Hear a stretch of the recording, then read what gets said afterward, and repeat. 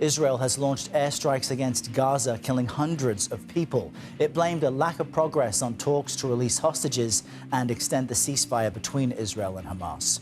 President Trump is set to speak with Russia's Vladimir Putin later this morning. These talks will focus on an end to the war in Ukraine. Trump told reporters yesterday, quote, "Many elements of a final agreement have been agreed to, but much remains," end quote.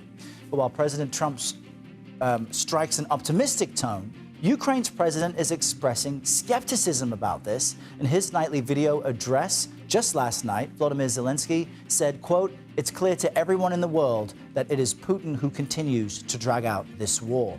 We've got team coverage of these top stories for you. Weijia Jiang joins us from the White House, but let's begin with Ramy Inocencio, who's on the ground in Tel Aviv.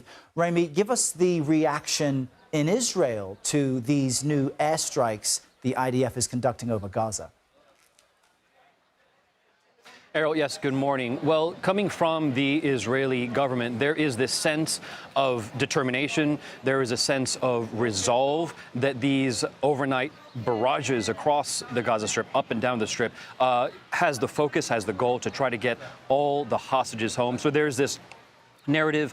The word is unrelenting, really, in order to try to squeeze Hamas, to try to get these hostages home. We know that there are an estimated 24 hostages still believed to be alive, about 36 hostages believed to be dead. But coming from the words of Israel's own government, for example, Defense Minister Israel Katz said last night during that airstrike, if Hamas does not release all of the kidnapped, the gates of hell will open in Gaza. Also, the Israeli ambassador to the United Nations, Danny Danon, he said that we will show no mercy on our enemies.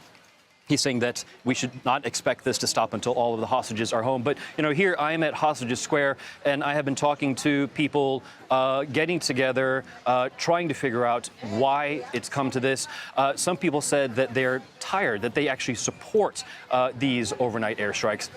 Other people say that it's, in their words, one of the stupidest things that their government has done. So there's this array of emotions, array of anxiety and frustration. Some people wanting this to happen, other people saying that this would spell the end, spell the death of the hostages still alive in the Strip.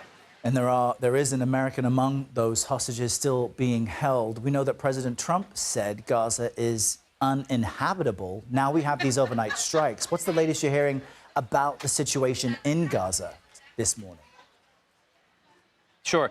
Well, if it is uninhabitable, and by many counts it is, it's become that much more uninhabitable after these dozens of air strikes. From our own CBS News team on the ground, they have been telling us reports of families, women, children up and down the Strip from Gaza City down through southern Khan Yunis, all the way down through Rafah on the Egyptian border. Stories of families shattered. We are seeing images coming out from the Strip of people being taken to hospitals and morgues, and just rooms piling up with the wounded and, of course, piling up with the dead. And these scenes we haven't seen since before mid-January, when the ceasefire actually went into place. And again, looking ahead, the threat here from Israel's government is that we expect to see more airstrikes and potentially, possibly, more wounding and death in the Strip. And we were just seeing some of the footage there. Ramy Inocencio, thank you. Let's cross now to the White House and join our Weijia Jiang. Weijia, how much of an advance warning did the U.S. get? And then what does that tell us about the U.S. position in all of this?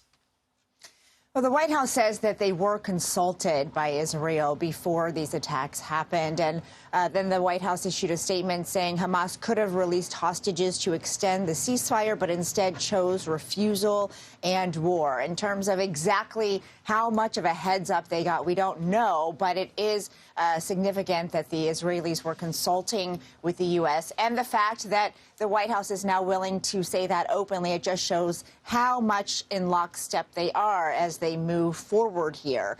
And even though President Trump was trying to make sure that the framework of this ceasefire agreement could be filled in and that it could ultimately carried out, he also left room you might remember that he had some warnings for Hamas before, saying that all hell will break loose if they don't release the hostages. That's exactly what his press secretary said last night as these attacks were unfolding, Errol. And Weijia, separately, what has President Trump or the White House said about today's call with Vladimir Putin and these reports of a potential visit to the White House?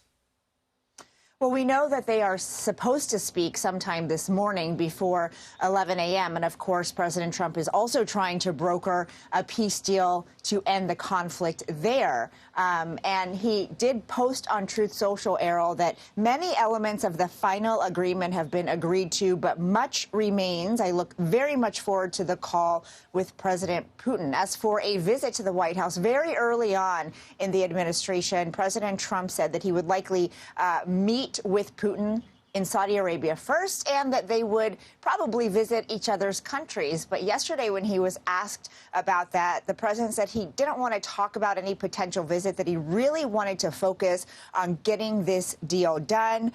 So we don't know if that is going to happen anytime soon, but he has previously said that they will be meeting in Saudi Arabia, Errol. All right, Weijia Jiang, thank you very much.